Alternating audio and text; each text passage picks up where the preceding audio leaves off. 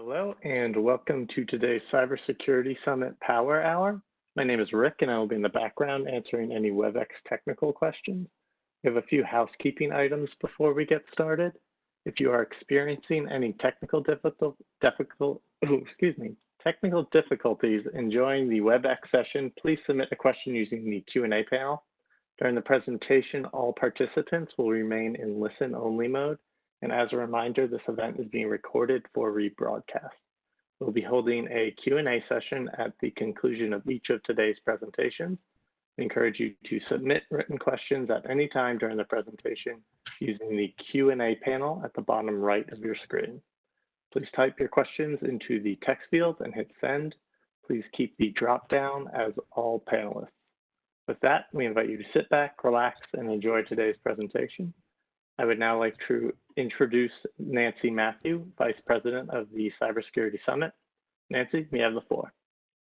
Thank you, Rick. Good morning. As he said, I'm Nancy Matthew, Vice President of the Cybersecurity Summit, and thank you for joining us this morning for this month's Power Hour. First up, we have Brett Leatherman. He joined the FBI 17 years ago and is a supervisory special agent with the FBI Dallas National Security Cyber Squad. Take it away, Brett. Great, thanks for the invite. And if you get, there we go. All right, I'm gonna go ahead and investigation on it. All right, well, thank you so much, Brett. We appreciate you joining us this morning. Next, we have Ryan Kallenberg. He's the EVP of Cybersecurity Strategy with Proofpoint. Ryan, can you hear us? I can indeed. Thank you very much, Nancy. Great to be with you all today. I think this is a perfect transition, actually, because IC3 was back in the day how I got my start in cybersecurity, all the way back in the late 90s. Not sure if anyone on the FBI side of things remembers SSA Tim Healy and quite a few of the others who were involved in setting that up in Morgantown, West Virginia, way back when. But that, of course, seems like a million years ago. Actually, anything before May seems like, March seems like a million years ago. So I wanted to actually get into something that is probably quite topical and actually intersects with quite a lot of what Brett was talking about. So let's talk about how this pandemic is getting abused by our adversaries.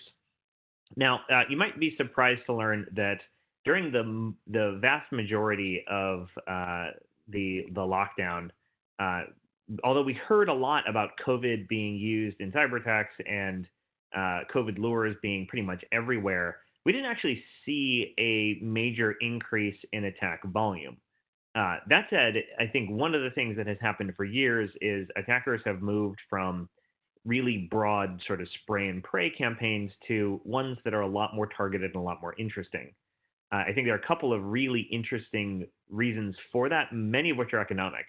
I think there was a lot of very good discussion in Brett's presentation about business email compromise, which is one of the reasons that things like rats and keyloggers and backdoors and really targeted malware, it's frankly not going to do much unless a human being logs into it, have become quite popular. Right? If you can identify when money is moving between point A and point B, you're just so much more likely to get in the middle of that wire transfer and fool the humans successfully.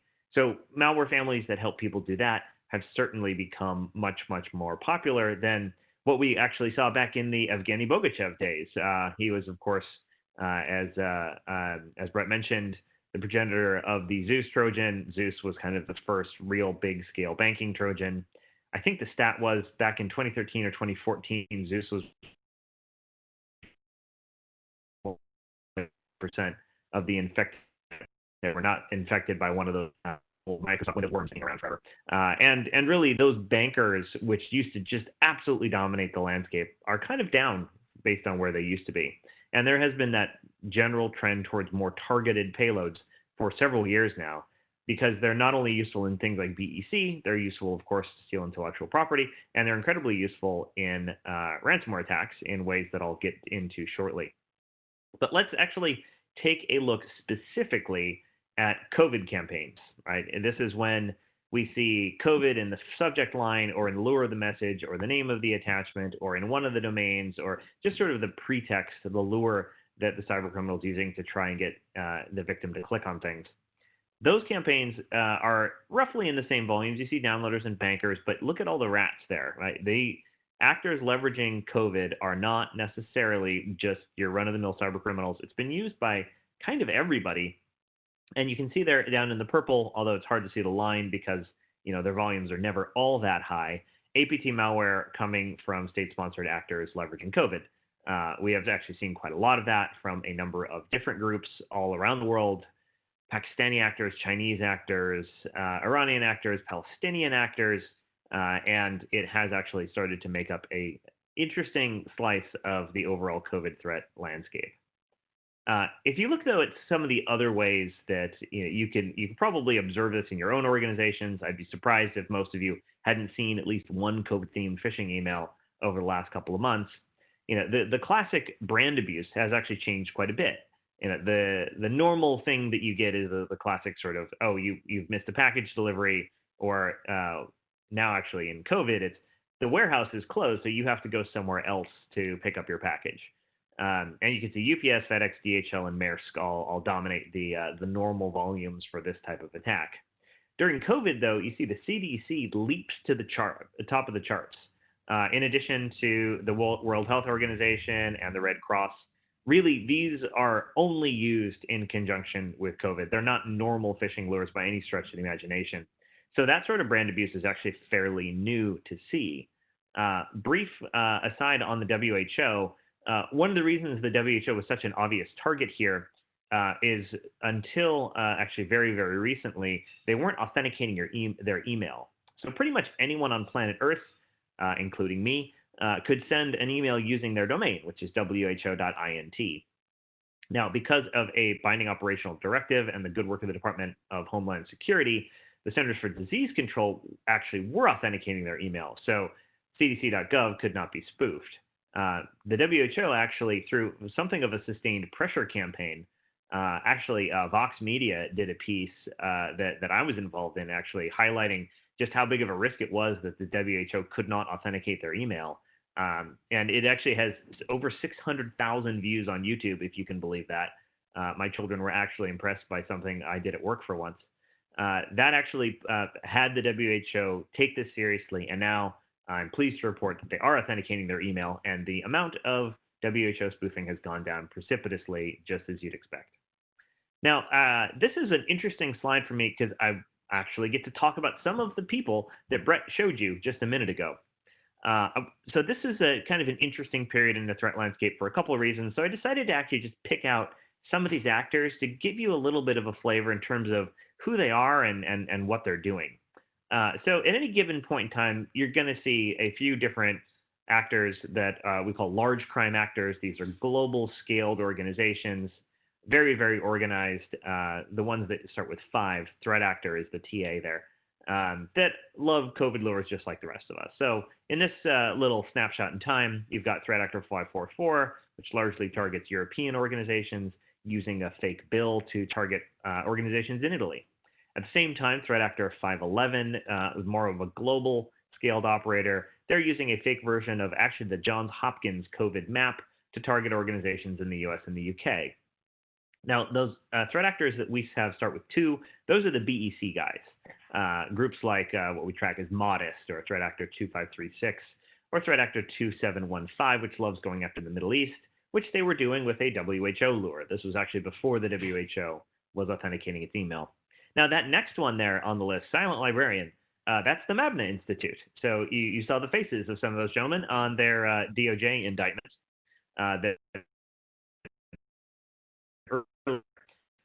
Silent Librarian is a commonly accepted name for US universities. Actually, universities around the world pretty incessantly for a very, very long period of time. You might ask, why just do credential phishing attacks against universities, though? What is the point of that? As it turns out, if you compromise somebody at a university, you have not only access to what they have, you can impersonate them to other people, and they turn out to be incredibly good for staging future phishing attacks. If I can represent myself as, say, an Iran or a Pakistan or an India expert at a world-class university, I can absolutely get people to click on my email, especially if those people are somewhere within the national security apparatus of a variety of those organizations. There's such a tight linkage between the diplomatic side of things, the government side of things, the university side of things, that all of that becomes actually super useful for an actor like Silent Librarian. We call them Silent Librarian actually because their preferred method of attack is to clone library login pages and tell you have a book overdue or something, or you have to reset your credentials in the classic way. And they're incredibly good at that. They do it on a per university basis. And even during the worst of the COVID pandemic in Iran, they were still going. They took maybe a week off, and then they were back at work. So phenomenal that they have been indicted, but it's not like they've actually stopped. The next actor I wanted to just briefly touch on there was one we call VIERS. They're really, really interesting in that they target telecommunications organizations. They are probably associated with a nation state, although I wouldn't be able to tell you which one. We have some theories there. And their technique became incredibly useful after the events of March, because they love cloning VPN portals. And as it turned out, when everyone went to working from home, that attack method was incredibly effective, and they did ramp up their activity, as you would predict they would. Never waste a good crisis. Now, last view of this data that I wanted to show, and this is again sort of a volume-based view of things, but this is how all that stuff works. And I don't want to go into the details, the technical details of any of these attack techniques, but I do want to call your attention to the fact that there is but one CVE, one actual technical vulnerability on this entire list, and it is CVE 2017-11882. It is 2.5 years old at this point. I believe it was disclosed in October of 2017. It affects a part of Microsoft Office called Equation Editor, and the only reason it's still here is because Microsoft didn't fix it. This is actually still a reasonably reliable exploit, but one of the things that does become really, really obvious when you look at data like this is that it's not just that we're talking about attacks that are targeted at people. They exploit human vulnerability, not technical vulnerability. If you don't run the attacker's code, if you don't fall for the social engineering, the attack simply does not work. And all of these different things are basically attackers sending code and asking people politely to run it, or asking for credentials, or asking for wire transfers, or some permutation thereof. It really, really is much easier for them, to Brett's point about the path of least resistance, to exploit human vulnerability rather than technical vulnerability, which is actually hard in modern operating systems. If you've got a bug for Mac OS, or really a bug chain that you can use to get remote code on something like a modern Mac or Windows 10 machine or an iOS or an Android device, that's worth millions of dollars. You're not going to use that in a phishing attack.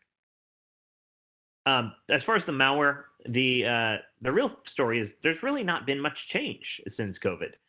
There's a couple of things, if you happen to really pay attention to malware, that are a little bit new. Zloader got some updates. GULoader is relatively new. But really, loaders actually are an interesting part of the landscape that I did want to take a moment to touch on. This is basically a piece of malware that doesn't really do much in and of itself, other than maybe in a sort of a modular sense, be able to figure out a little bit more about the target system it happens to be on. What a downloader is useful for doing is actually bringing in a secondary payload when the attacker decides, oh, I'm somewhere I want to be. I am on a computer belonging to a municipality that I think is a perfect ransomware target. At that point, the downloader can download a second stage payload. They love things like PowerShell Empire or other penetration testing tools, classic. We're seeing a lot of Cobalt Strike these days. And then have a third stage payload be activated after dumping creds, moving laterally, and ideally in their case, getting domain admin. And of course, monetizing domain admin via ransomware is just about the best way you can do it these days. Now, there was a question in the Q&A about, do you do cyber insurance versus just defending yourself properly against ransomware? I would say the number one reason to not just pay the ransom via insurance is that once you've paid the ransom once, you're just going to get targeted again. The odds are very, very, very, very much in your favor in a bad way in terms of that targeting not going away once you get past the initial incident. So now let's talk about downloaders in the context of the broader security posture for remote work. All right, so what are we dealing with right now? You've got most of us working from home, certainly I am, and most of the individuals that have access to something interesting are going to get targeted probably via their email. That remains the number one threat vector. For those of you who looked at the Verizon DBIR when it came out a couple weeks ago, 96% of malware came into organizations through the email vector. And you might actually have people that don't necessarily know how to securely do work from home. They're not on the corporate network. They're not necessarily protected by the same set of proxies that they were from a network perspective before. So those downloaders that they might have already been infected with are now at a higher risk to pull down secondary payloads. You'd actually be shocked at how much malware is not proxy aware.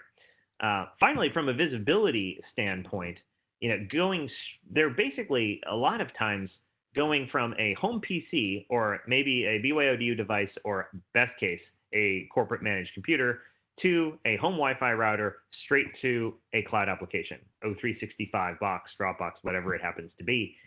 If your visibility depends on the network and that is happening, you're not seeing any of that. And that is a really, really big challenge in terms of how to do your job and understand when risk is actually occurring when everybody's working from home. At the same time, if you just pop that whole in from that home office straight into the corporate network via traditional VPN setup, that basically makes all your remote workers the equivalent of the third parties, the mom and pop shops that Brett talked about. So traditional VPN isn't really an ideal scenario either. So frankly, at this point in time, particularly post the lockdowns in March, I think it's hard to argue that security is anything other than people-centric. Right. So if you think about how do you defend people in a world like that, well, you certainly want to protect them from the phishing attacks that they're likely to face, attacks on their credentials via cloud accounts. You want to give them ideally awareness training. You might want to consider unorthodox ways of protecting their web browsing, things like isolation. You might consider endpoint controls like EDR and endpoint DLP or insider threat management to figure out what they're going to do on those endpoints that are no longer on your network. If they're going straight to cloud apps, cloud apps access security brokers can help you restore some of that visibility, or at least make sure that devices have reasonably good health when they're logging in to your cloud applications and not going through anything like a traditional network. Nobody's really backhauling traffic anymore. And of course, we know that there's this buzzword around zero trust, which basically means I don't want to just poke that VPN hole straight into the corporate network and give you everything. I only want to give you the things that you need. That's a really ideal way to do this if you can. So 2 questions coming in that I want to get to. What's being done to work with Microsoft to fix 2017-11.882? Well, you can turn off Equation Editor, and there actually is a GPO setting for that. So the fix does exist, but it's continually being exploited. So I would really want you to confirm on your own network that you're doing that. So many people just didn't do that, though. So Microsoft also does not seem to actually acknowledge that this is really an exploitable bug and in anything that they care to maintain. In fact, they actually lost the source code to Equation Editor in a weird little angle to the story. So I think that's probably unlikely to actually become something where we have a real technical fix anytime soon. Another question is setting up a workstation VM then VPN a good solution for the scenario? Well, it's certainly better than either a BYOD device or frankly, a fully featured kind of corporate laptop accessing straight via a VPN. Being able to tear down a VM like that is super useful, but I would say that it is still to instrument that VM probably in this case. To know what that user is doing with the data. Because again, you're not going to have those traditional network controls unless you implement them virtually, which is a little bit tricky to do. The virtual desktop is actually a great place to put a sensor or an agent to actually record what that user is doing with sensitive data. So very good question on that front. Now, let's take a look at some of the good stuff. You want to see the lures. This is one of my favorite absolutely evil lures that we've seen recently. Hopefully your WebEx is a little bit higher definition than mine, so you can read this. But what this basically is a phishing email that is impersonating Zoom, which of course we're all using more often than we did, or at least many of us. It's basically saying you're about to get fired via a web meeting, and and please log in. You're already late. It's absolutely awful, but this is the sort of thing that is going to really, really successfully phish credentials. And this is one in particular that was used by one of those business email compromise actors. Now, the business email compromise actors are also putting their infrastructure in a new place. They are using the cloud the same way that we are. So if you're looking for their infrastructure, you're not going to find it in a traditional botnet. You're going to find it in Office 365 and G Suite. At any given point in time, actually SharePoint is usually the most malicious domain on the internet, but if you're an attacker, you can host your payloads there, you can host your phishing sites there, you can host your redirects there, you can even share your malware through Office 365. And I think to Brett's point about compromising third parties, compromising their Office 365 accounts is one of the better ways to do that. Now, some of these threats are complicated multi-stage threats, which is mostly useful in getting around EDR and other endpoint controls. I don't want to go into too many details, but really interesting work going on there from the threat actors. The business email compromise stuff absolutely isn't stopping. You can see here, urgent reply needed about coronavirus. I'm stuck downtown. A bunch of people tested positive near me. This was, of course, from the early days of the pandemic and was actually a reasonably good BEC lure. There's every possible flavor of this that you can imagine. But one of the things I did want to touch on very briefly, now everyone talks about MFA, and there's been a couple questions in the Q&A panel about that, and it is absolutely a phenomenally important security control, but there are ways around it. And the number one way that we're seeing around it right now is to basically use third-party applications. In this case, these are web applications. Most of them are hosted on Office 365. And they're going after not credentials, but OAuth tokens. If you have really good eyes, you can see actually one in the upper right there is impersonating the health secretary of the government of Mexico and trying to get you to create an OAuth relationship with this third-party app, which is actually probably used for intelligence gathering as far as we can tell. But you're not actually logging in to a phishing site. The attacker is never getting your credential. You're going and you're logging into the real website. So you can use your second factor. You can use your face, your thumb, your YubiKey. It doesn't really matter. The attacker just gets that linkage. They get an OAuth token that represents your access, and that never expires. You can change your password, reset the account. The OAuth token lives on unless you're specifically looking for it. And you can see actually there, that's one very credibly impersonating OneDrive. Because again, they're using Microsoft's infrastructure to do all of this. Some of them have been called OneDrive for Business or SharePoint with a Cyrillic R, which is really, really useful in attacking people who are protected by MFA. This is one of the areas of the threat landscape that actually has a legitimate amount of innovation going on. Just quickly by the numbers, we're seeing about 300 million COVID phishing emails a month. We're up to about actually 350 campaigns since I wrote this slide. Different motivations. You've got your classic sorts of tactical things around PPE, a lot of stimulus stuff these days, and some broader stuff that is much more vertically targeted. But that said, the tactics are all the same. The malware payloads, all the same. None of this is actually new with the exception of GULoader, which is new-ish since COVID came along. It's just the same old stuff with COVID social engineering layered on top of it, which was, of course, incredibly good at getting people to fall for things. So I wanted to actually highlight one more campaign here. This is one that is dropping one of those rats. This is one of those BEC actors again. They're using actually two different lures with the same campaign. And this is actually an ISO image file that they're attaching to the email. And the COVID lure isn't all that good. It's coming from DHL, or at least DHL. Packages got to our warehouse. Because of COVID, you got to come to the warehouse to get it. Here's the automatically click on here. That's actually the less effective part of the same campaign. The other lure, again, exact same malware, same campaign, same attacker. My attention was called that a customer was assaulted by one of your staff. I received the video and it's attached to this email, and the culprit has not been identified yet. And the subject line is sexual harassment report. And people are absolutely going to click on that. Really, really good, if evil, social engineering. And overall, this is going to be one of those things that is absolutely, absolutely going to work from a social engineering perspective.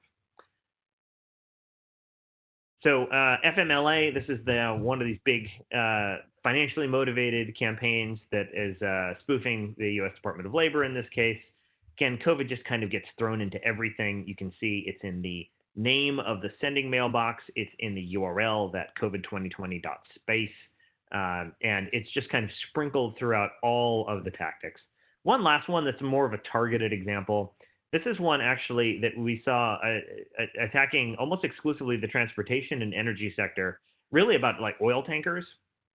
And it actually spoofs the WHO, again, before they were authenticating their email, and basically has a probably stolen content around preventative measures for handling a high-risk vessel coming into a port. And you can see there actually relatively well-equipped campaigns that used our old friend CVE 2017-11882, as well as another CVE just in case.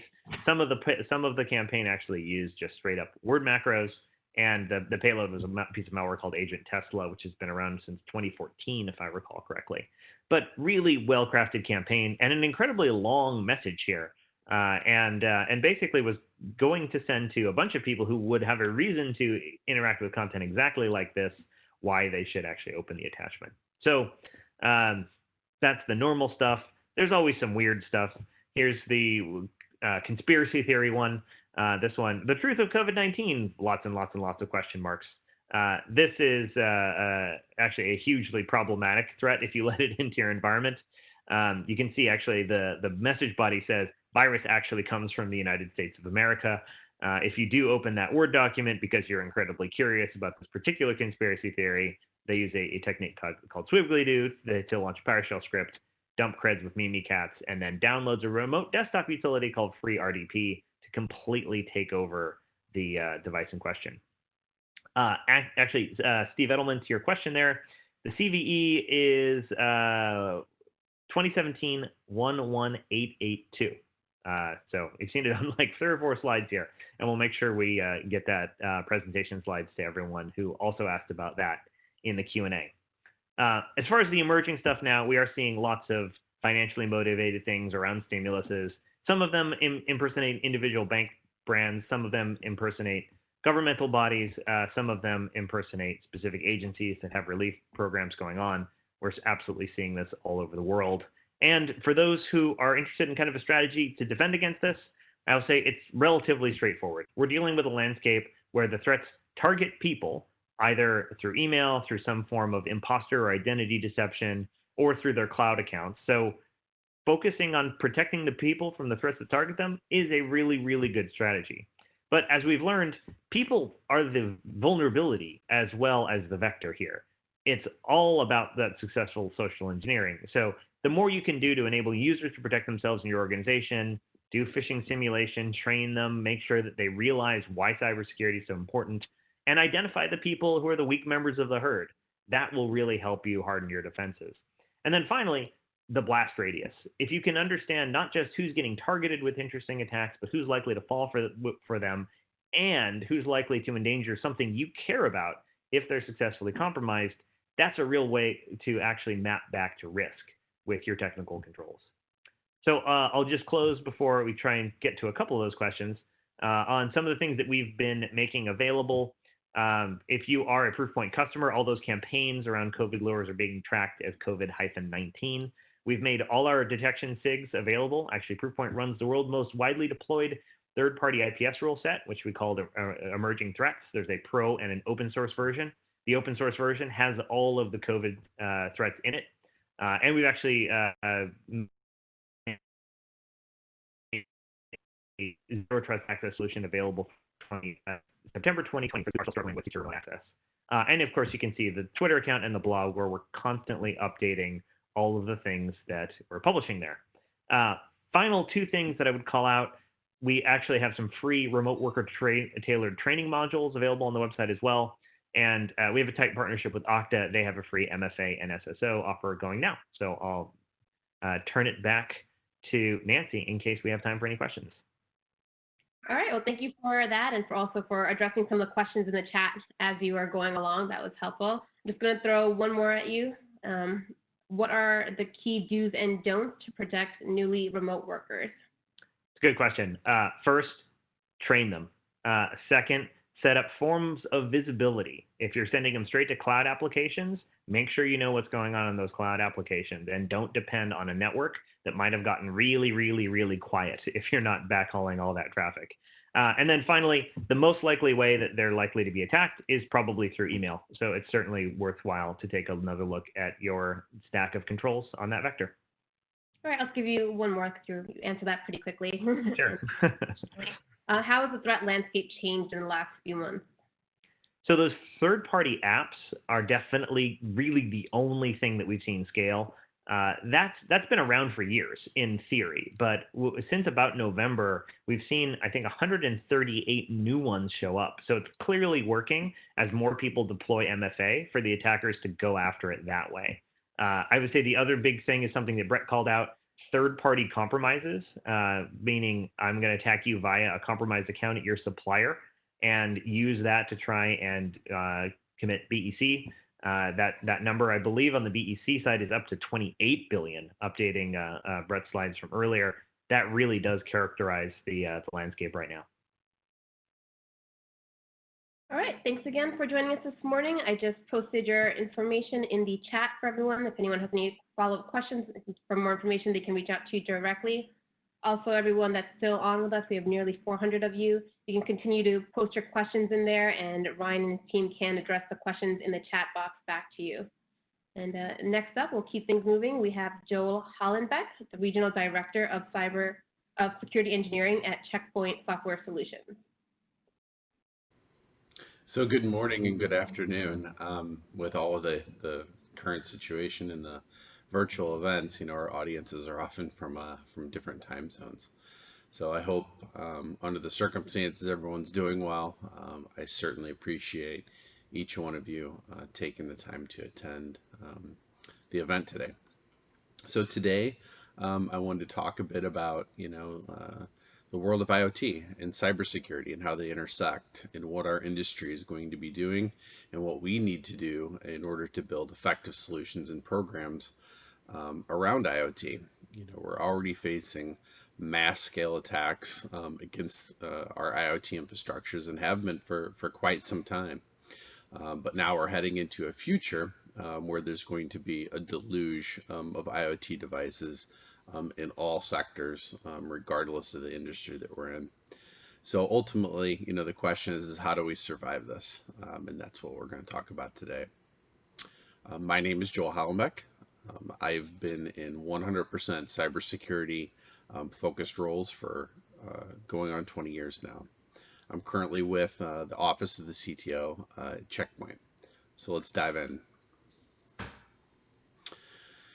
So we're seeing the infrastructure that we need to address from a cybersecurity perspective becoming increasingly diverse, right? Not only do we need to deal with our traditional IT environments, such as our data centers, our end users' environments, but we also have a multitude of private and public clouds that we need to deal with. Of course, let's not forget containerless servers, serverless CI/CD pipelines and such. And then, of course, meanwhile, our IoT environments that have been around for quite some time, but they are growing rapidly and expanding into sectors that they quite frankly haven't touched before. So we need to deal with all of this incredibly diverse infrastructure, something that certainly wasn't the case, I would say, even 10 years ago. 10 years ago, maybe we had some private cloud stuff. But now we have all of these various realms that we need to deal with, and it's certainly challenging from a cybersecurity perspective, from practitioners, from the solution providers, from individual environments. It's definitely challenging us all. We see this everywhere. Hospitals. Now we have smart buildings where we have things like elevators and other physical structures that are controlled by IoT in our environments. IoT has been in manufacturing for a very long time, referred to as operational technology within those environments. But no sector has gone untouched to date, and certainly I think it's going to be expanding in all of those as time goes on. And this even, touches us at home, right? Technology has invaded virtually every aspect of our daily lives, often in, very personal ways, from the ease of adjusting the environment around us, the heating and cooling systems, right, from the couch or from remote, to determining, whether our fridge has beer or eggs in it, right? Um, all of these things, are part of the world of IoT, and smart devices empowered by the world of Internet of Things have exploded, at an unprecedented rate in just these last few years. And this shouldn't come as a surprise, right? This has been something that's been predicted for quite some time, but we're really starting to see, this takeoff in sectors, in areas of our lives that we haven't, in years past. So when we approach this challenge, from a cybersecurity perspective, the first issue is the scope. The fact that the number of interconnected smart devices is exploding at a rate of about 127 devices per second every second, means that the attack surface is growing at an unprecedented rate, right? And of course, the manufacturers of these devices are not exactly cybersecurity focused. They're focused on delivering, products to the market as quickly as possible. And quite frankly, security is just not part of, the language that most of these organizations speak. So ultimately, at the rate that we're going at 125 or 127 devices per second every second, we anticipate seeing around 85 billion devices in the IoT world by 2025. The second issue, of course, is criticality. By 2023, 75% of all automobiles, we believe, will be connected to the internet. In these vehicles, oftentimes will be autonomous, and in fact, there's many vehicles that drive autonomously today, right? And they use advanced sensors, capable of distinguishing human beings from other objects, right? And this is all in order to keep us safe, right? So these things could not be more critical in terms of our personal safety in our lives, right? So our families rely upon IoT security for our personal safety, whether that's in terms of the automobiles or the houses that we live in terms of security systems in them. They're all IoT connected now, and our daily lives are dependent upon the energy, right, that's delivered from an energy grid that is relying upon IoT and IoT security. Even our national security and our defense programs, other countries' defense programs, rely upon IoT security. And when that's breached, it has very serious consequences. And that has, in fact, happened. The largest, most complex hack ever, Stuxnet, was an attack upon, a nuclear enrichment program. And that was an attack upon IoT. Um, so in our lives, even in hospitals, rely upon IoT connected devices. The hospital and the medical system has seen an absolute explosion in connecting the medical devices they use in the hospital to the network for centralized monitoring, management, so on and so forth over these last few years. And the stakes, quite frankly, could not be higher. So when we take a look at the high end of the attack landscape, we see examples of the most complex hacks sponsored by nation states, right? And this has been going on for quite some time, right? This is nothing new, but this kind of exposes what can be gained out of taking advantage of this attack surface. But certainly the attacks are not limited, to this realm, whether for the actors or the victims, right? This is spreading out across all of the various sectors. All of the various victims and attackers are getting in on this, regardless of the particular industry.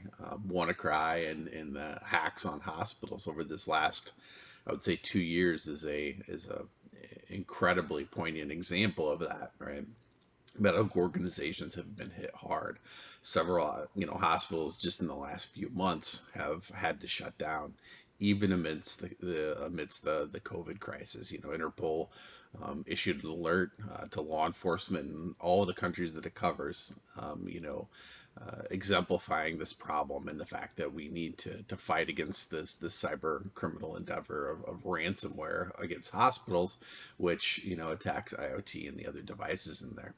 There's no honor amongst thieves in this game either, right? Despite initial claims by several groups that they would stop the ransomware attacks on hospitals during COVID, they simply did not or could not hold their word on that, because the rewards are so high, especially during a crisis like COVID, where the hospital being up and running efficiently and having access to all of the equipment that they have is an absolute requirement for survival of the areas that these hospitals cover, right? So they're willing to pay the ransom, and the folks that launched these attacks simply weren't able to hold out and keep their word that they would stop the attacks.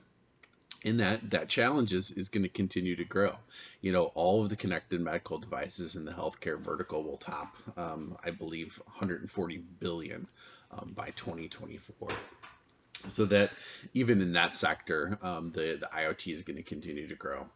So why is all this happening? Well, as most things, it's for many reasons. It's not just one simple thing, and it's not a simple problem. IoT devices, first of all, are easy targets, right? The attacks, can be monetized. These two things combined, explain the volume of attacks. But the reality is, the number of devices and the number of vulnerabilities mean until cybersecurity is able to better address security in the IoT realm, we're going to continue to see this trend grow. So to reiterate, IoT is different for several reasons from a cybersecurity perspective. Number one is the extended attack surface, right? With more and more devices becoming connected, the attack surface for bad actors is target rich. Number two, no protection. Outdated software, legacy operating systems, no operating systems, basic microcontrollers, and essentially an industry that by default, there's no security by design in most of these devices. The last thing being no visibility, right? There's a lot of unmanaged devices and shadow devices. Most of us don't know the scope of IoT devices on our network. And that's been that way for a very long time. When you think about fax machines, you think about unmanaged printers that have, existed on the network. These are examples of devices that in many cases, even though, they are information technology devices, they oftentimes were unmanaged, such as the fax machines. You plug them into the POTS telephone line, and that's where it mainly got its faxes coming into the system. But most of these also had Ethernet ports, and those Ethernet ports were plugged into our network, and oftentimes, that portion of the device went unmanaged. And there are hacks. As a matter of fact, Checkpoint did research on one of these hacks, and you could look up the video called "What the Fax," where essentially we're able to come in through the POTS telephone line using a crafted Keller fax via that POTS telephone line and take over the device, and then launch attacks, to the rest of the network over the Ethernet device. So we need to be able to recognize this problem, right? The extended attack surface, the fact that there's lacking protections and there's low visibility within our environments in order to be able to fix it from a cybersecurity perspective. And the traditional methods, that we use alone are simply not enough. There are some great cornerstones in cybersecurity that certainly apply in the world of IoT, but it's not enough in and of itself. We simply can't keep pace with this many devices that don't take security seriously without some additional tool sets above and beyond what we use in the traditional world of IT security. So ultimately, we need, smart security for smart devices, right? We need tool sets that are focused on IoT.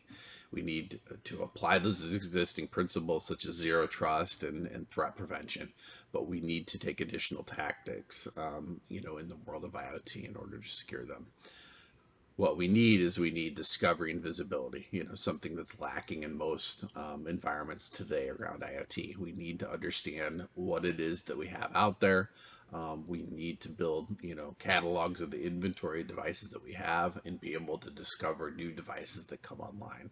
But not only that, we need to better understand each device from a security perspective. What do these devices do? What type of what type of group do they belong in? How do they communicate? All of these things are important. For each device, we need to be able to understand its risk. What operating system is it based upon? Can that operating system be updated? How does it communicate? What does it communicate with? So understanding this risk is key to being able to create an effective policy around these devices. And you could go even further, and it's something that we do, firmware analysis that allows discovery and visibility to go deeper and provide an even more in-depth risk score. And this is important in the world of IoT. These firmware risk assessment methods expose all of the inherent security flaws associated with specific devices and specific firmwares. For example, we can assess the firmware for built-in credentials, and the strength of those credentials, and detect and alert about the use of easily brute force, publicly available, or even unchangeable credentials among these IoT devices in many cases. So, what happens if on your network you have a device that has a hard-coded password on it? So how do you handle that from a security perspective? Obviously, ideally, it would be nice to be able to remove it, but that's not always an option in many environments. So what do you do? Right, so this threat intelligence can provide, a list of CVEs, associated with specific firmware and specific devices.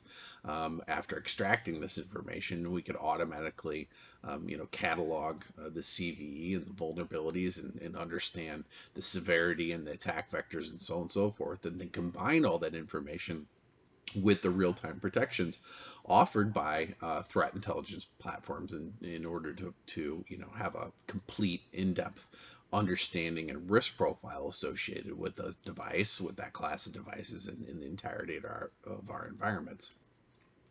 These items combined is what's going to allow us to carefully craft appropriate policies for these IoT environments. And the idea is to take this information and build policies based upon risk profiles, right? Intelligent IoT policies are going to require an in-depth understanding of the devices, right? Their risk, their categories, as well as where and how they need to communicate. And this isn't vastly different than the IT world. However, the number of devices, the number of manufacturers, the risk profile, all of these things is a much broader and more in-depth problem than it is in the world of IT, or has been in the world of IT, right? So these are the things that we need to be able to tackle this. And in order to have an effective policy, we also need to have an in-depth understanding of the protocols used for each industry, and in fact each manufacturer. They could use their own protocols and communication methodologies. And remember the number of devices we're talking about. We're talking about upwards of 85 billion devices by 2025. So this is certainly not a small problem. And pulling this all together will allow us to automate the creation of a crafted policy for each device in each category of IoT within our environments. As part of threat prevention, we also need to be able to do virtual patching. An example would be a hospital that I recently worked with. They have a huge inventory of ultrasound machines that are 10 years old, right? Around 10 years old. These are all end of life by the manufacturer. They're no longer supported or updated by the manufacturer. But the reality is they started around $350,000 each, and they work great to this day. The problem is that they run, very old, end-of-life, unsupported Windows, right? So they have a lot of vulnerabilities that are never going to get patched. So they need on-the-wire threat prevention, right? We need to be able to do virtual patching in the world of IoT at a very extensive and in-depth rate in order to meet the security requirements that we have for cybersecurity in that realm. So this is, virtual patching in the world of IoT for devices such as this. Think of an elevator. We're not going to rip out an end-of-life elevator out of a building simply because, you know, it has an old operating system that's no longer, you know, supported by the manufacturer of that operating system, right? So we need to have virtual patching in IoT, and we need a long-term plan around this. So that threat prevention and understanding how to apply it is all part of that risk profiling and all part of, you know, what we need to do in order to have comprehensive, effective security in the world of IoT. You know, and each type of environment is going to have different risks and operational requirements and nuances, right? And each requires tailored policies and approaches in order to have an effective and a policy that doesn't get in the way of our organization's goals and interests, right? We need to be able to apply defense in depth, which can only be done with appropriate knowledge and solution sets. We also need to be able to push controls closer to the devices and data that we need to protect. We at Checkpoint, we believe that, you know, the use of nano agents, right, small pieces of code that can be injected into the IoT devices is part of this future. This allows us to put, you know, security, for example, into automobiles, right, into IoT cameras and other devices that allow us to provide a virtual perimeter right on the device itself. And this is something that we're already doing, like I said, in automobiles, and we're working on other classes of devices as well. This approach allows us to put a lightweight control that gets their policy, their intelligence, their inspection compute capabilities from cloud-based resources that do all the heavy lifting, while allowing a tremendous amount of segmentation and control all the way down to the individual device itself. Excuse me. So we need to apply zero trust. We need to have a robust threat prevention for virtual patching, as I mentioned. You know, these are cornerstones of modern cybersecurity, but they need to be expanded in the world of IoT. And then alongside that, we need new methods that allow us to better understand the IoT environments that we have and directly secure them in order to have an effective IoT security solution set in the future. You know, we need to be able to provide for advanced discovery, visibility, understanding, and segmentation that will allow us to achieve this next generation of IoT security. Ultimately, we need autonomous, scalable, non-disruptive IoT security, and that's what we're building here. Thank you very much. Appreciate the time. All right, Joel, thank you for that. I'm going to take a few questions from the audience.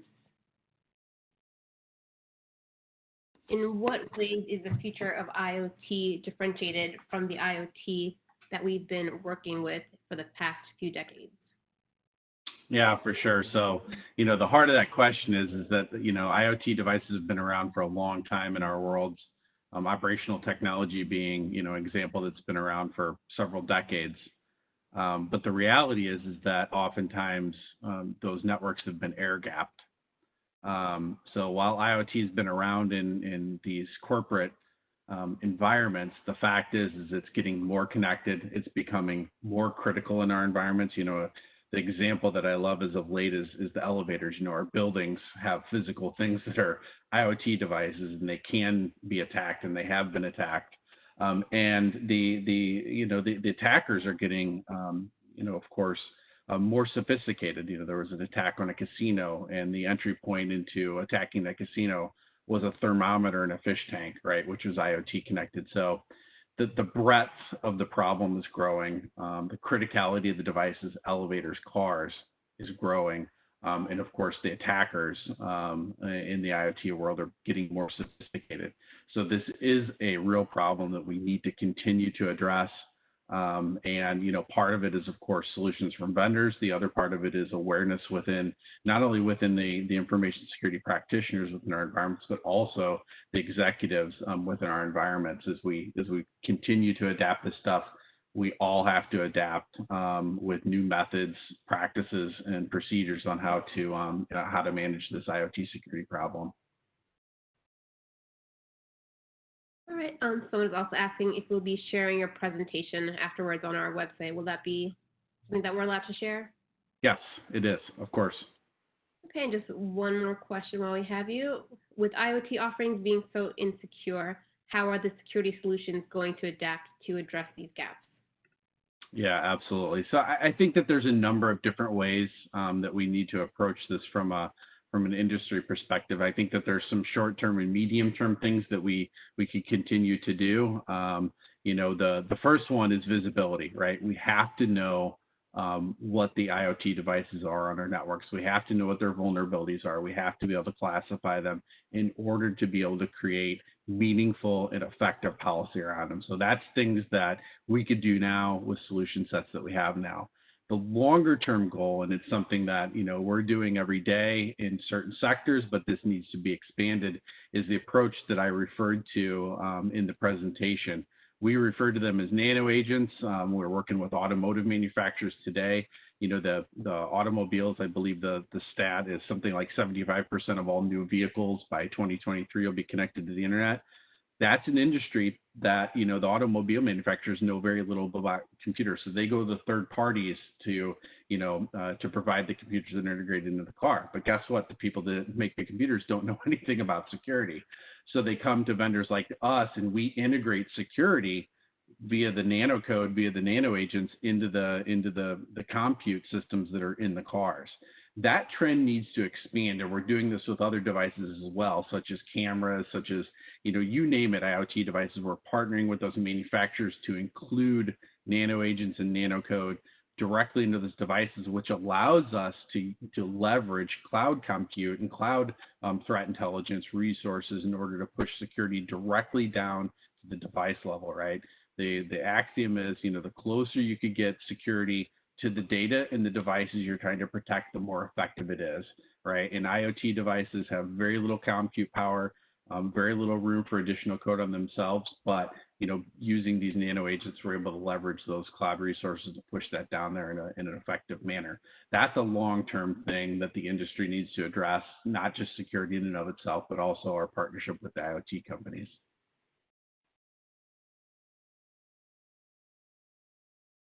All right, well, thank you again for joining us, Joel. I've posted your email address. If anyone else has any further questions, they can contact you directly for more information. Excellent. Thanks for the time, everyone. Thank you, Nancy. Well, thank you. All right, finally, we have Dave Sondheim. He's had 25 years of military service as a cyber warfare officer and is now the cybersecurity advisor with the U.S. Department of Homeland Security and CISA. Dave, thank you, Nancy. Yeah, thank you, Nancy. Can you hear me? Yes. All right, great. Well, thanks for having me. I really appreciate the conversation, and all the other speakers did a great job. And obviously, a lot of the material they covered, I'll kind of hit a little bit, and we'll talk about some 6 cyber essentials that appreciate it. My name is Dave Sondheim, as Nancy discussed. I'm the cybersecurity advisor out in Region 8. And so I cover Colorado, South Dakota, and North Dakota, as well as try to help cover Utah, Wyoming, and Montana for my time. What we're going to talk about today is kind of the same theme that we heard a lot from Ryan. COVID took us in a lot of different places we weren't expecting. And as we look at each 4 of these areas that I have on the slide, one thing is clear: the reality of the worldwide pandemic and its stretch across all of these areas, especially hitting the healthcare the hardest. Continuity of government was another issue. Supply chains is something we saw coming immediately. Critical infrastructures worked hard. The most important resource, though, is those people. And that is the most important resource. And so, that needs to go into our cyber incident response plan, is accounting for what if we don't have people available. And so that's kind of what we're trying to get here. We immediately moved to 100% telework. That kind of brought us into a new area that most organizations were not ready for. That means deploying rapid IT capability, VPN, and collaboration like we've never seen, which obviously brought up security challenges. One thing we know for sure is that criminal malicious actors would not take long to find ways to capitalize on the crisis with little regard to the damage or harm made. Ryan and Brett both brought up all of the fake and malicious activity that we saw from the phishing campaigns. One thing those two didn't touch on that I think is an important thing to bring up is that emotional piece that goes along with it. A lot of our users, they feel guilty when they click on a phishing email. And the reality is, in the COVID situation, we were already underneath a lot of emotional stress. And so Not only does this bring up the technical challenges of operating within the COVID, but it also impacts us personally, and then gives us a little bit of a scare factor where we're almost afraid to do our work or be innovative because of these threats.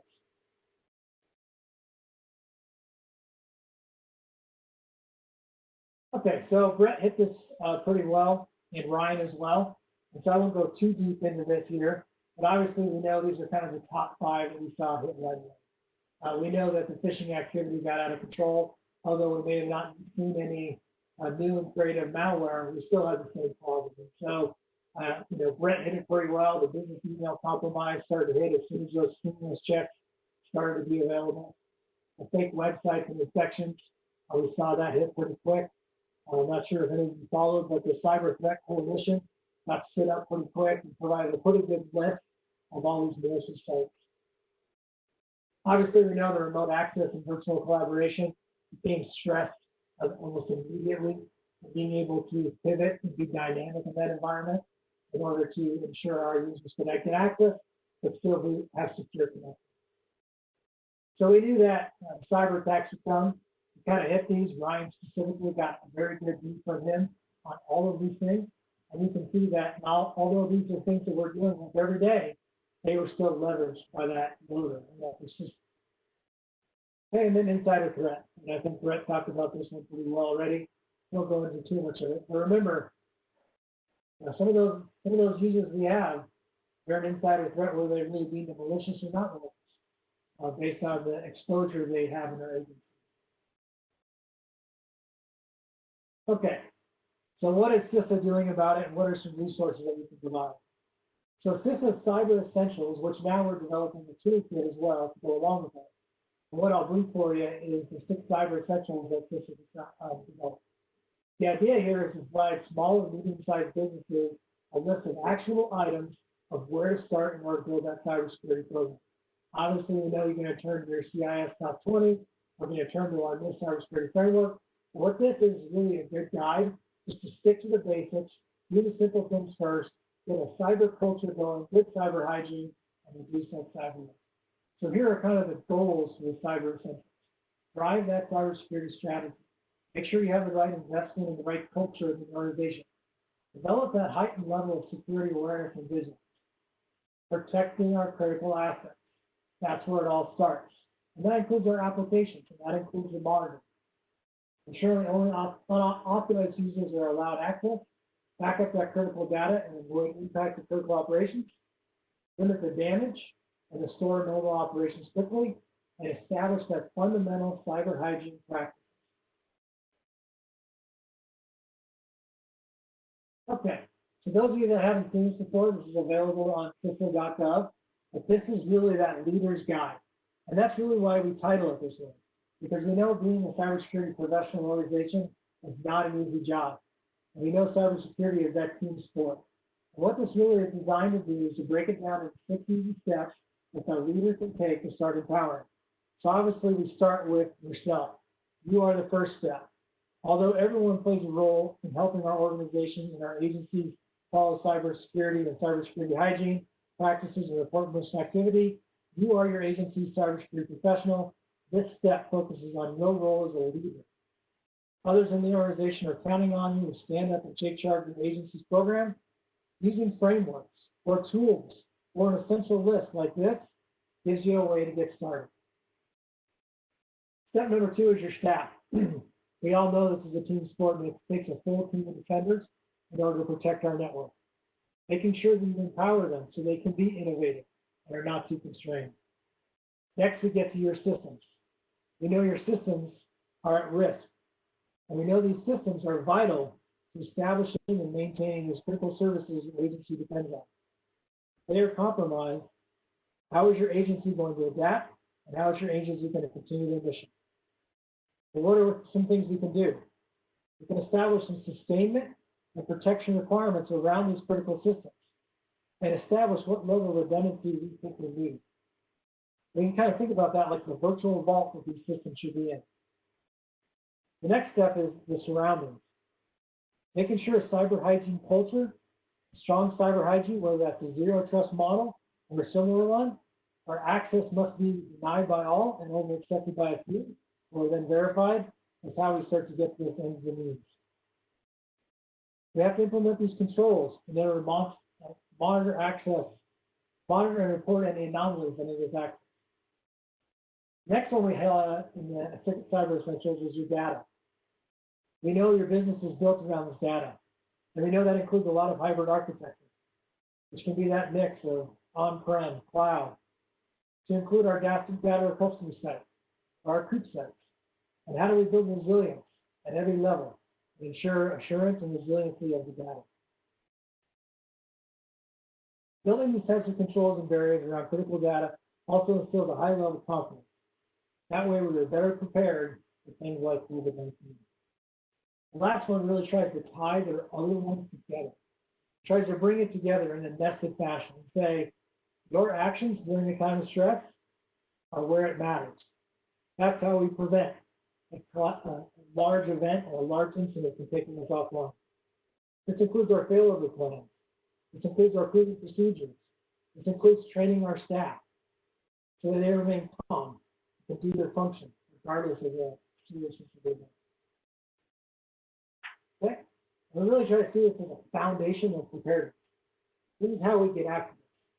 Following 6 cyber essentials so it's easy to adopt and understand things.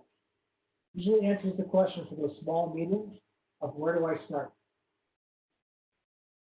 These essentials were developed so they can be adopted by any organization along their path. Usually the small and mid-sized businesses are some of the ones that kind of get left behind. And the idea here is to give them an easy format, an easy cyber essentials that they can follow in order to build that cybersecurity program.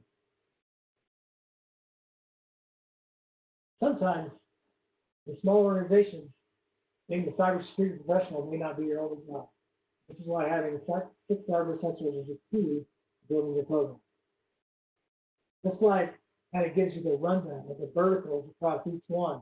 It's almost a checklist format. On the simple.gov site, you can actually download it in like a poster type view, almost like your stand space.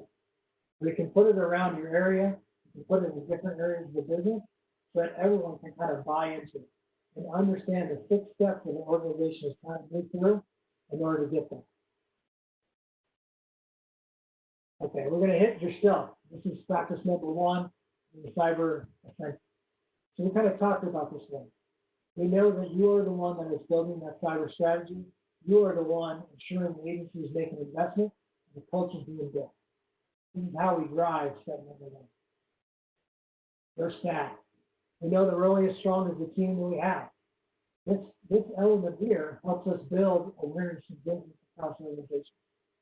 But building those skills to practice and maintain that readiness against cyber attacks is what we need to work on with our staff.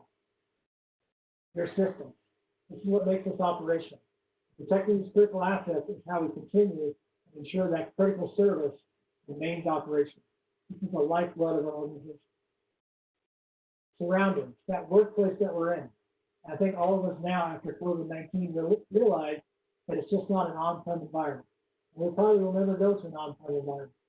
So building that cybersecurity culture that can move past the walls of the organization and out into every day where we work, which is now a remote working environment that all of us have accepted.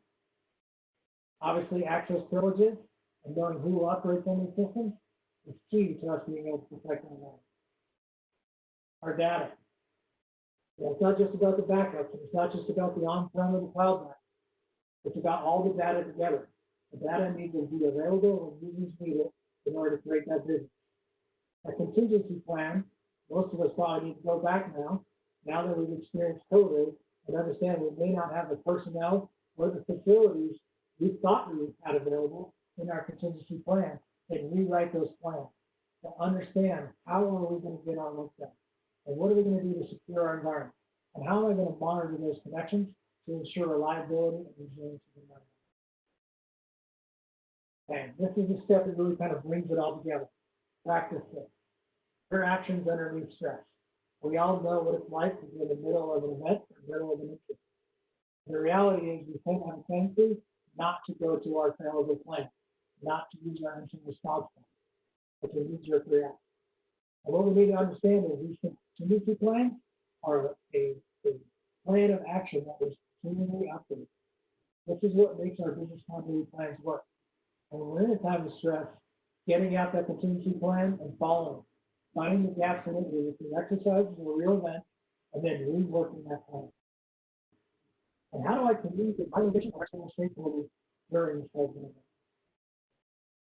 Okay, so this kind of gives us a summary now on the 6 essentials and what to do first and the highlights within the 6 essentials. Obviously, we know that building a culture of cyber resilience takes a lot of work. Some things we want to think about, obviously, is our data packet strategy. Does that change based on the lesson learned that we had before? Are critical systems available we didn't think would be available? Or are critical systems taken offline or not available for some reason? How does that impact our data backup plan? Obviously, multi-factor authentication. We need to try to move our organization to 100% multi-factor authentication. We know that it starts with, our privileged users, making sure that remote users are able to authenticate more than one way. Making sure that only the right people have access to that data. And then in our remote world, understanding does that change our patch and update management strategy? How am I ensuring compliance? If people get them into the look or think on one thing. Okay, on the CISA website, it's a little hard to see on the slide, but if the slides are shared, you'll see it. Obviously, if you're not already, please take time to go visit CISA.gov. We have established a lot of resources here, as well as normal daily alerts.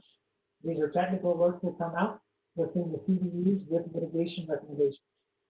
Specifically to coronavirus, we've established several resources within here specific to cybersecurity. Not only a highlight of all the current events or the current bulletins that have come out, the current mitigation strategies as well. And so please take time to look at the resources here. There are more and more resources posted today, and it's a great place to look in order to try to find that one item that you may be looking for that you include in the next bulletin or newsletter from the agency. Okay, during the COVID-19, some things that CISA did to help secure the response. Obviously, everyone should be familiar or in the past familiar with what we call the NTIC. The NTIC is also called the National CISA, we call the SIOP, or the CISA Integrated Operations Coordination Center, which really serves as that National Cyber Watch Center for all critical infrastructure and state and local government. Obviously, we lead that agency and extend our arm out to our other federal partners in order to try to collaborate across what we're seeing, anything that can impact any critical infrastructure to try to ensure protection. Okay, and then within the COVID response, kind of look at the numbers, and we've got lots of statistics today so far. But you can see over 6,700 domains were blocked, obviously. Try to protect federal agencies specifically. Now, this is a constantly moving needle in order to keep our hands on it. And then with HHS, as mentioned earlier, over 7,000 fraudulent domains popped up. Okay, part of our role within the federal government is that cyber threat sharing. So obviously, we talked about on the CISA.gov site, you can see all the releases, all the threat alerts that are released. And I'll keep in mind that those are a lot of times partnerships. Several of those were partnerships between DHS, FBI, and Secret Service, some of our other state ISAC partners as well. And again, the full repository is on CISA.gov. So obviously, here's a few highlights, kind of a timeline you can see. 099 Alpha was exploited by malicious cyber actors. That alert came out April 8th. It's a good one to go back and look at to see that activity that we saw. Obviously, we all know 107 Alpha was that first secure VPN vulnerability that's been out there for a while. CISA and FBI also released that joint alert. This one's a good one because it hits the top 10 most exploited vulnerabilities kind of we saw over a time period. Then the last one there is about the Chinese government targeting COVID-19 research organizations, which I believe Brett has done. Okay, this is kind of our best practice. So as we look at these 6 cyber essentials, we kind of bring this all together. Try to understand that this is a roadmap we're going through. This is a journey we're on to build our cybersecurity. Where do we think it starts? I think it starts with the leadership. We have to take on our cybersecurity program. we have to know that we are the ones responsible for it. We have to ensure cyber hygiene, good cyber hygiene is built in our organization. We just can't talk risk management. We actually need to implement risk management.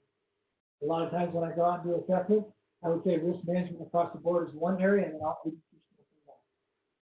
We talked a little bit about exercises, but that's the only way we know these recovery plans, these incident response plans are going to work.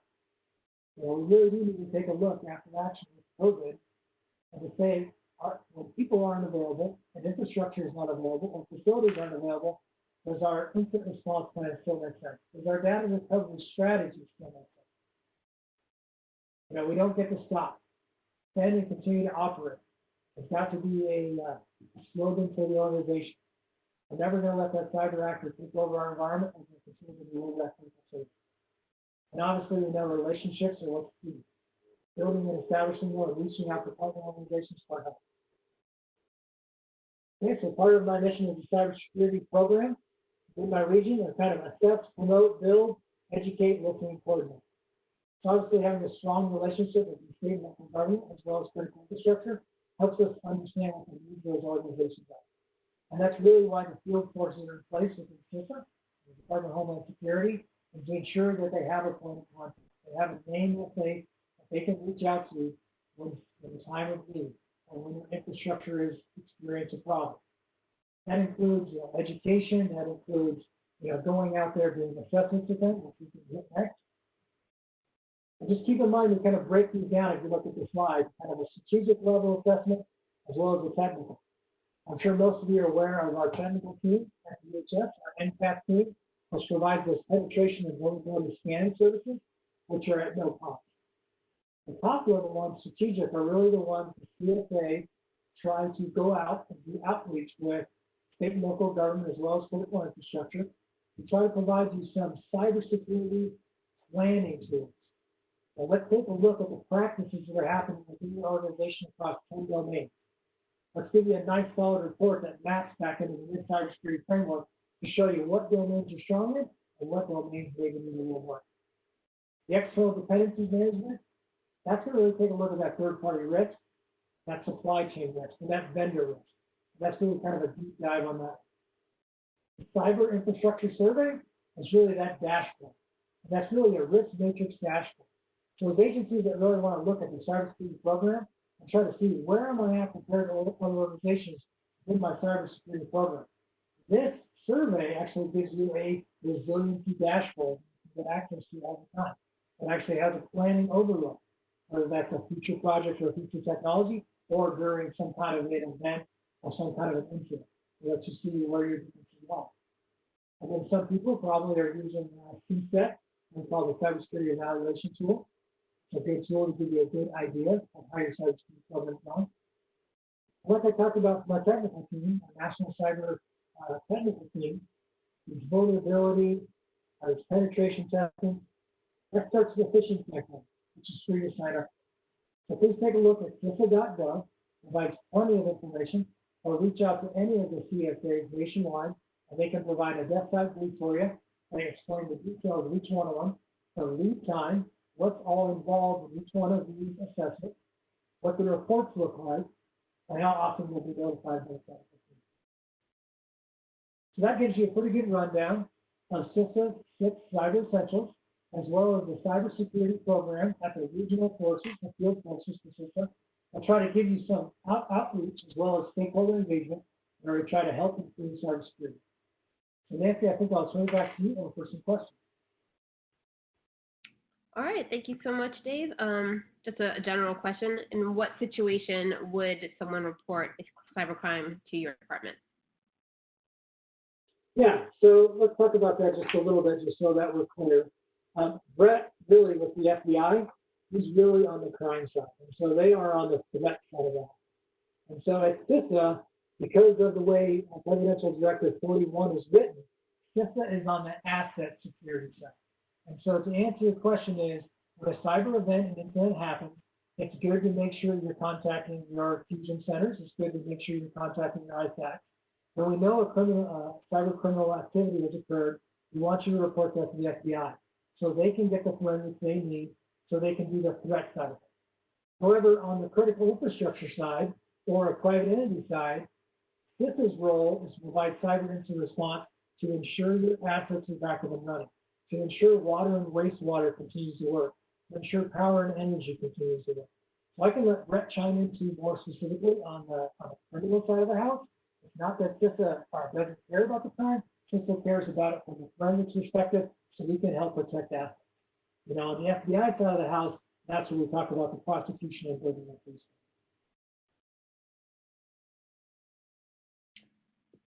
All right. Well, that concludes today's Power Hour. Thank you again, everyone, for joining us. And Dave, thank you for your presentation as well. You know, it's very important to stay up to date with the latest practices. So we will be hosting our next virtual Power Hour for the Southwest region on July 14th. You can register and view those details on cybersummitusa.com. Your CP credit certificate will be sent to you by email within a few days. I think that's it for today. Thank you, and stay safe and healthy.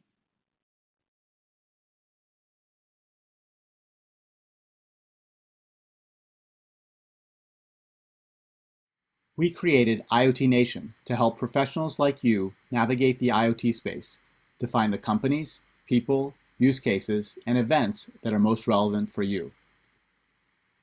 On IoT Nation, you can browse over 25,000 IoT-related companies and dive into the details for specific ones.